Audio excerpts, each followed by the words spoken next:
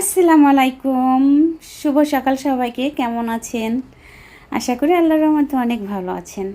এটা ছিল গতকাল বিকেলের একটা আকাশের দৃশ্য, যেটা পুরো ঢাকা শহরের মানুষ আশা করি দেখতে পেয়েছেন। সেটার আমি কিছু ছবি প্লাস একটা ভিডিও করেছিলাম। ভাবলাম যে এটাই আপনাদের সঙ্গে শেয়ার করি। এতটা সুন্দর লাগতেছিল আকাশটা, মনে হচ্ছিল যেন আগুনের লাভা আকাশে উঠে গেছে। এত সুন্দর লাগতেছিল, যা বলার মতো না। তাই আপনাদের সঙ্গে শেয়ার করলাম। সবাই ভালো থাকবেন। আসসালামু আলাইকুম রহমতুল্লাহি ওয়া বারাকাতুহু।